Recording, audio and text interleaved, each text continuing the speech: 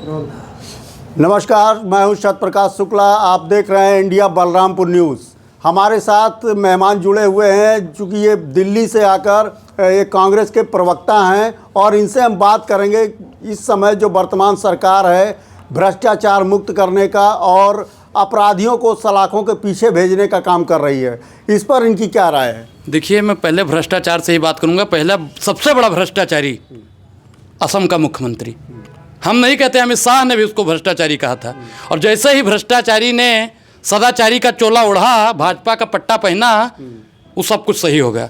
Bharatiya Janata party Ajit दादा को भी बोला था, याद है ना? अजीत दादा जैसे भाजपा में जाते हैं सदाचारी हो जाते हैं। और कितने नेता विधायक को लोकल के बता दें जो भ्रष्टाचारी हैं लेकिन पार्टी में हैं तो सदाचारी हैं। भाजपा भ्रष्टाचारियों पे बुलडोजर चला रही है। अगर बुलडोजर चलाना है तो असम के मुख्यमंत्री पर चलाओ।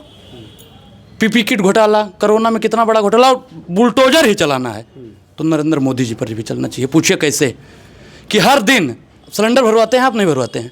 सिलेंडर तो भरवाते। कितने का मिल रहा है आपको सिलेंडर? 1000 का। आपको महाराज, आपको, हमको 1000 का मिल रहा है। आपको कितने का मिल रहा है? 1000 का। आपको भी 1000 का। 400 साढ़े 400 रुपये में सिलेंडर था, ठीक। 600 रुपये का अगर कोई घोटाला कर रहा है तो प्रधानमंत्री नरेंद्र मोदी हैं। केंद्र एलपीजी का रेट बढ़ाती है, वही घटाती है। तो बताइए, रामराज है महाराज, रामराज है। देखिए, काजू भुने प्लेट में, हम गोंडा से आते हैं, उनकी एक शायरी है आदम गोडवी साहब की कि काजू भुने प्लेट में बिक्सी गिलास में उतरा है रामराज विधायक निवास में। अगर आप जाते होंगे तो आपको पता भी होगा कि कैसा रामराज्य है। और रामराज्य की परिभाषा क्या है? भारतीय जनता पार्टी का ना कोई नेता ना कोई प्रतिनिधि बता नहीं पाएगा सारे वाकई में क्या है। सारे भ्रष्टाचारी जेल जा रहे हैं। हाँ, भेजिए भ्रष्टाचारियों को जेल में। कौन सी जेल में जा रहे हैं? हम मिलना चाहते हैं। सेब लेकर आएंगे भैया, बताइए कौन से जेल में जा रहे हैं सारे भ्रष्टाचारी? सारे भ्रष्टाचारियों पे बुलडोजर चल रहा है योगी बाबा का। मैं एक चीज़ बता दूं कि योगी बाबा देश संविधान से चलता है, बुलडोजर से देश नहीं चलता है। अब बुलडोजर चलाना मुझे लगता है कि तानाशाही है। जो डलहौजी ना कर पाए वो ये काम कर देंगे, वो कमीशन दे दो तो देश की एक एक संपत्ति को नीलाम कर देंगे। जैसे दिल्ली में एक ईवीएम को लेके बड़ा विरोध प्रदर्शन चल रहा है। कह रहे हैं कि गांव गांव, मोहल्ला मोहल्ला, बूथ बूथ पर ईवीएम को लेकर विरोध होना चाहिए, क्योंकि जब तक ईवीएम रहेगा तब तक कमल मुरझाने वाला नहीं है। भारतीय जनता पार्टी की तानाशाही को अगर खत्म करना है तो ईवीएम का बहिष्कार कीजिए। जनता लोकप्रिय हो चुकी है भाजपा की। देखिए, मोदी जी लोकप्रिय हैं, ठीक है, मानते हैं, लेकिन मैं इनकी लोकप्रियता बैलेट पेपर से देखना चाहता हूँ। हिम्मत है प्रधानमंत्री नरेंद्र मोदी में, और चुनाव आयोग को खुली चुनौती देता हूं कि 24 का चुनाव बैलेट पेपर से करवा दीजिए। कमल भी सूख जाएगा, तालाब भी सूख जाएगा। आपने एक शायरी भी सुनी होगी कि कैसे कैसे मंजर भी आने लगे हैं और गाते गाते लोग चिल्लाने लगे हैं। बदल दीजिए इस तालाब के पानी को, क्योंकि कमल के फूल भी मुरझाने लगे हैं। राम मंदिर का प्राण प्रतिष्ठा भी हो रहा है। देखिए, प्राण प्रतिष्ठा हो रहा है, अच्छी बात है। हम भी राम को मानते हैं, आप भी मानते हैं, लेकिन प्राण प्रतिष्ठा आज अभी और इसी वक्त क्यों नहीं हो रहा है? ये राजनीति 24 के लिए क्यों की जा रही है? और 22 तारीख को ही ये डेट चुन रहे हैं। ये कहीं ना कहीं प्रधानमंत्री नरेंद्र मोदी जी की कायरता है। धर्म पे राजनीति करने वाली कोई भी सरकार हो, जो राजनीति धर्म पे करता है वो सरकार निकम्मी है, और जो सरकार निकम्मी हो वो सरकार बदलनी है। जैसे कल जो है कांग्रेस पार्टी के रैली पे भी हमला हुआ। ये तो भारतीय जनता पार्टी, मैं क्या कह रहा हूँ कि बुजदली है। असम में हुआ ही हमला, और बताइए कि यूथ से भारतीय जनता पार्टी यूथ कांग्रेस से पूर्ण रूप से घबराई हुई है। अब बताइए, हमला करवाना जायज़ है?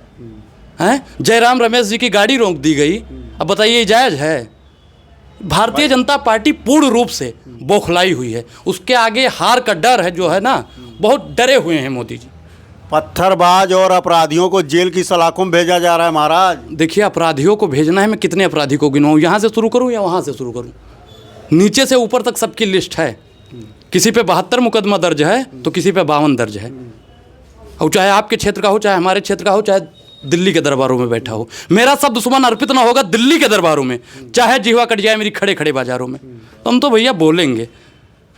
सरकार तो भाई पूरी तरीके से बुलडोजर चला रही है, अपराधियों को जेल भेज रही है। देश संविधान से चलता है, बुलडोजर से चलता है? देश संविधान से चलता है, बुलडोजर से? बताइए। संविधान से चलता है। और संविधान मैंने पढ़ा है, आपने भी शायद पढ़ा होगा। संविधान में बुलडोजर नीति लिखी कहाँ पे है? कौन से अनुच्छेद में? बताइए भाई। अपराधियों पे तो बुलडोजर चला रहे हैं बाबा। लिखा कहाँ पे है साहब? हमको बताइए। देखिए, हर चीज़ का एक प्रमाण होता है। अभी हम आपको बोल दें कि चोर हैं आप, तो आप हमारे ऊपर मुकदमा दर्ज करवा देंगे कि हम चोर कैसे हैं। और जब हमारे पास पुख्ता सबूत होगा कि आप चोर हैं, तो आप कोई चाहे जितना जाके वहाँ पे लिखवा दीजिए, मुकदमा लिखने वाला नहीं है। तो आप बताइए बुलडोजर नीति लिखी कहाँ पे है? बताइए बुलडोजर नीति कहाँ पे है भाई? नहीं, जैसे वो मिशन हमको मालूम है आपकी हकीकत, लेकिन दिल बहलाने का ख्याल अच्छा है। वो फोन पे बात हो रही है RSS वाला से, वो कान में बता रहा होगा ये सवाल नहीं, पूछना है। RSS बहुत अच्छा किया, हटा दिया आपने। RSS बहुत अच्छा किया आपने, हटा दिया।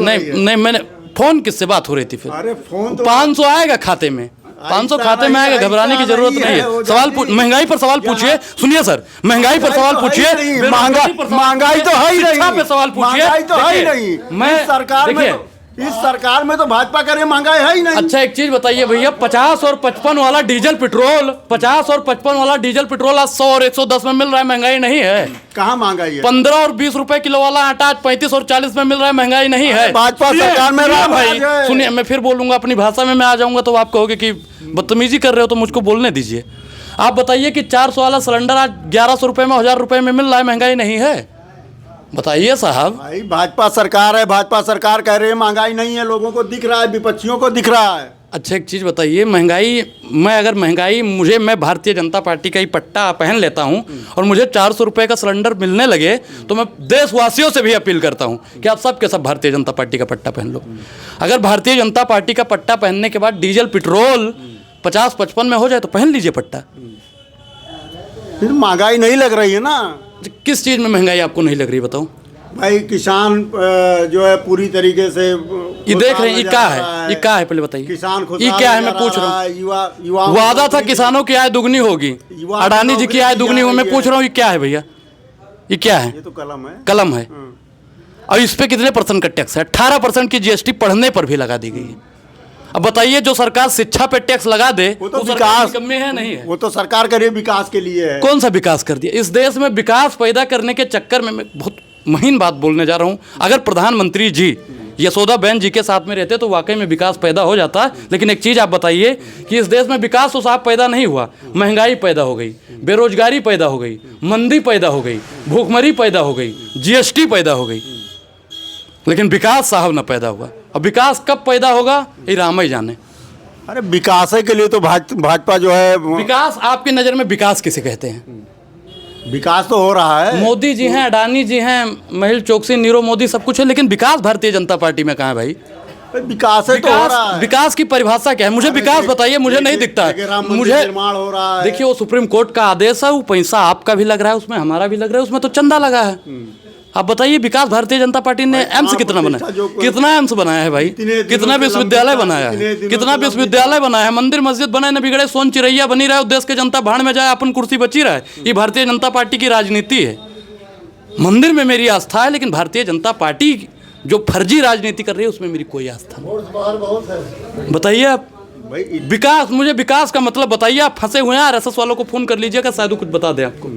मुझे विकास की परिभाषा बताइए। अगर आप विकास की परिभाषा नहीं बता पाते हैं, सामाजिक दृष्टि से बताइए कि विकास किसे कहते हैं भाई? अरे महाराज, उज्ज्वला योजना फ्री, उज्ज्वला योजना फ्री, 4 करोड़ 13 लाख सिलेंडर भरवाए नहीं गए साहब, विकास है। उज्ज्वला योजना फ्री, 5 किलो खाद्यान्न फ्री। अरे सुनो साहब, आपराधिक मामलों में भारत उत्तर प्रदेश नंबर 1 पे आ गया, ये विकास है?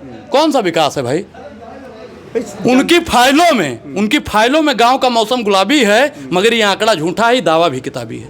विकास सिर्फ भारतीय जनता पार्टी की फाइलों में लिखा हुआ है। अगर आप जमीनी हकीकत पे उतर के पत्रकारिता करते हैं तो आपका भ्रम दूर हो जाएगा। और चश्मा भारतीय जनता पार्टी वाला उतार दीजिएगा। अरे भाजपा चश्मा नहीं है महाराज, हमारा चश्मा है। नहीं, दिख तो भाजपा वाला रहा है ना कि विकास विकास विकास विकास विकास क्या है भाई? एक चीज आप बताइए कि चींटी को लिपस्टिक लगाया जा सकता है? मैं जो पूछ रहा हूँ आप उसका जब, चींटी को लिपस्टिक लगाया जा सकता है? नहीं। मच्छर को जैकेट पहनाया जा सकता है? हाथी को गोदी में खिलाया जा सकता है? मैं जो पूछ रहा हूँ उसका जवाब दीजिए। हाथी को गोदी में खिलाया जा सकता है?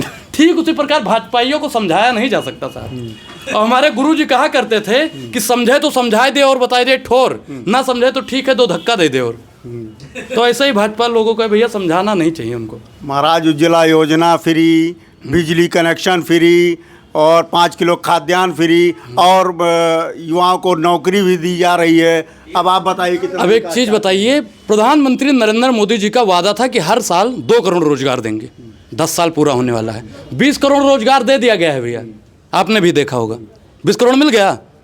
नहीं, 20 करोड़ मिला या नहीं मिला ये बताइए हमको। अरे तो मिल ही गया उनका। कहाँ मिला है? आप दिखाइए, डाटा दीजिए हमको। अरे उनका दावा है अरे भाई। हमको केंद्र की रिपोर्ट दीजिए। अरे उनका दावा है। दावा तो उनका बहुत कुछ था। उनका दावा ये भी था कि 100 स्मार्ट सिटी बनाएंगे। कितना स्मार्ट सिटी बना भाई हर साल? उनका वादा था कि यम्स बनाएंगे। कितना यम्स बना भाई? अरे विकसित भारत चल रहा है महाराज। अब एक चीज आपने कहा विकसित भारत चल रहा है, विश्व गुरु की बात आपने छेड़ दी है। जिस देश में 80 करोड़ से ज्यादा लोग 5 किलो राशन पे आश्रित हों, वो देश विश्व गुरु बन गया है। बताइए सर। पूरे प्रदेश में विकसित भारत चल रहा है महाराज। मैं क्या कह रहा हूँ और कि जिस देश 2047 तक दावा है कि विकसित भारत बनेगा। देखिए, अहंकार से 3 गए, बल, बुद्धि और वंश। उदाहरण के लिए देख लो रावण, कौरव, कंस। रावण को भी अहंकार था, कौरवों को भी अहंकार था और कंस को भी अहंकार था। तो बहुत गई थोड़ी रही, थोड़ी भी अब जाए। 24 तक इंतजार कीजिए, सरकार बदलेगी और हर एक जुल्म का हिसाब लिया जाएगा। ये रहे अनुराग ओझा जी, जो बहुत बेबाकी के साथ अपनी बात रखते हैं, और हम अगली बार इनसे मिलते रहेंगे। बने रहिए हमारे साथ।